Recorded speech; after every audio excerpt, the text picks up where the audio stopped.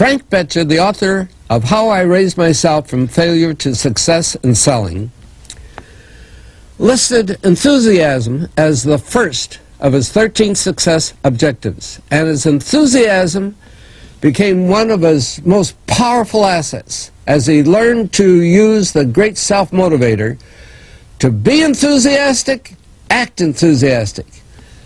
As the eminent teacher and psychologist William James has so conclusively proved, the emotions are not immediately subject to reason, but they are always immediately subject to action.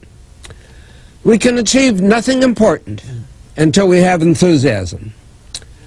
Now, Dr. Hill will explain how you can develop a feeling of enthusiasm for all that you do. Our 8th visit brings us to the subject of enthusiasm, which may be likened to steam in a boiler, which, when it is controlled and turned on, starts the wheels of machinery into action. Someone has said that knowledge is power. That is only a half-truth, for knowledge becomes power only when it is put into action for the attainment of a definite objective. Enthusiasm is one of the more powerful means by which we may put into action our education, experience, and knowledge. Spoken words without enthusiasm are often ineffective, and sometimes they can be actually boresome, as you of course know if you have noticed the effect a speaker without enthusiasm has on his listeners. I have known lecturers to hold audiences spellbound for 2 hours, yet when members of the audience were asked to tell what the speaker had said, they could not remember. But what they did remember was that the speaker got their attention and held it. And now let me explain why enthusiasm has such a powerful impact upon the minds of those who come under its influence. To begin with, I believe you'll be interested in knowing that your brain and every other person's brain is both a broadcasting station and a receiving station, which sends out thought vibrations and picks up those sent out by other people. When you turn on your enthusiasm, you step up the vibrations of thoughts which go out from your brain so that they reach and affect other people more quickly. As a matter of fact, you can send out thoughts which have been so stepped up with silent enthusiasm that they will reach and influence other people to whom you direct your thoughts.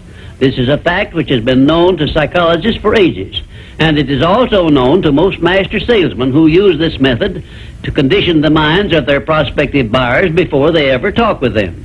You must have observed that enthusiasm is very contagious, that it engages the attention of those who come under its influence and causes them to respond in a similar spirit of enthusiasm. I once heard Andrew Carnegie say that if you turned loose one man who thought in terms of intense enthusiasm in an industrial plant employing thousands of people, this man's enthusiasm would very quickly reach and influence every person in the plant. And he said it made not the slightest difference whether the enthusiasm was negative or positive, constructive or destructive. Then Mr. Carnegie went on to explain that in his selection of employees for promotion to bigger jobs, the first thing he looked for was a man's capacity to express himself in terms of intense enthusiasm. He said that enthusiasm is one of the most important traits necessary for leadership.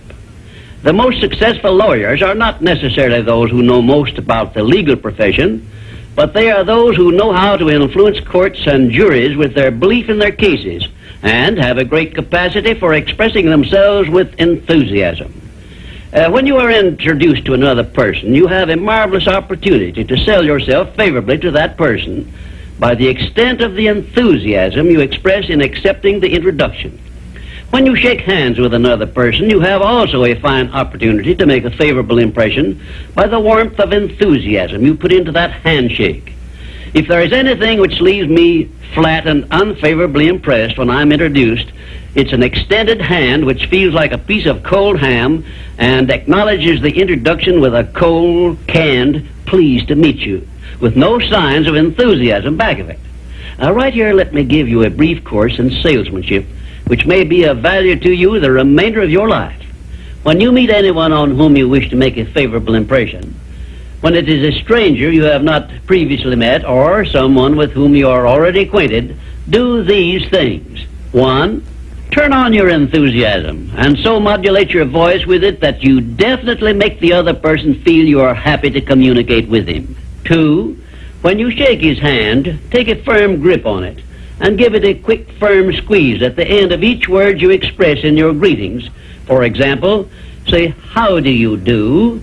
I am so very glad to meet you." Do not crush the hand, however, as I have known some people to do. 3, then if you begin the conversation, be sure that you direct it to some subject of interest to the other person. And 4, follow through by eagerly asking questions which will keep attention focused upon the other person. Then, when you are ready to have the other person hear what you have to say about yourself or your interest or your business, he will have been prepared to listen attentively. I've often told my students of salesmanship that the best possible way for one to sell himself to others is to first sell the others to themselves.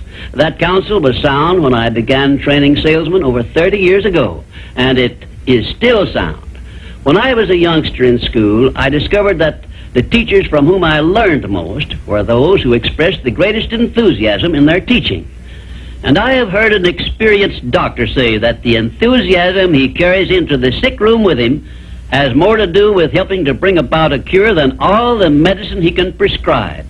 Enthusiasm is an expression of a positive mental attitude, and it has long been known to doctors that a positive mental attitude stands high on the list of influences which give one sound health.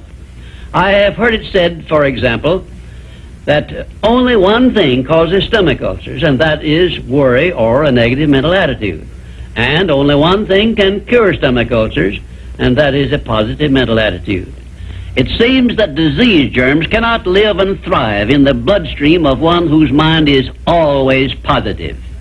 I have still another very important observation concerning the power of enthusiasm, which I wish to give you. I have observed that prayers expressed with intense enthusiasm bring much quicker and more satisfactory results. Now, you can try this for yourself and be convinced. I began experimenting with this idea many years ago, and from my experiences, I gathered the information which caused me to change my method of prayer entirely. I now use the prayer I recommended to you on previous visits, with the gratifying results that I get quicker and more favorable action from my prayers than I did when I expressed them in a spirit which lacked enthusiasm. I suggest that a very practical way to begin learning to express yourself with enthusiasm will be to follow the habit of reading aloud for 10 minutes daily, putting all the enthusiasm at your command into your reading. You will be surprised in a short while at how much this will help you in speaking with enthusiasm in your ordinary conversations. I would suggest also that you adopt the habit of practicing enthusiasm in your conversations with your family and your business associates. Incidentally, this habit will make you more popular with those who are close to you. You can enjoy the benefits of enthusiasm if you are interested enough to develop a technique by which to acquire this habit, so you will follow it in a natural, unaffected tone of voice. If you follow my suggestion that you read for 10 minutes daily as a means of acquiring the habit of enthusiasm, I recommend that you write down a list of 10 subjects, things, or circumstances in which you have the keenest interest, and use this list for your practice purposes. You will have no difficulty in reading in a tone of enthusiasm in connection with the things that you like best. And finally, if you have not already picked up some useful ideas as to how the habit of enthusiasm can be developed, or what causes one to be enthusiastic, let me give you an example which may provide you with an interesting cue. You perhaps remember when you were courting the person of your choice, or being courted, as the case may be, you needed no one to tell you how or why to be enthusiastic. Of course not, because the motive of love or affection took care of this without effort on your part. Just remember that enthusiasm is always easily expressed when one is inspired by a burning desire for something or any motive associated with one's closest interests. Where there is no motive, there is apt to be no enthusiasm. Remember also that the three basic motives which it has been said practically rule the world are: 1, the emotion of love; 2, the emotion of sex; 3, the desire for financial gain. A combination of all three of these motives, it has been claimed, can convert a mediocre person into a genius, and I leave the thought with you for consideration. And now, until our next visit, I ask that you try the habit of moving with enthusiasm in all of your daily work and see how much better you will feel.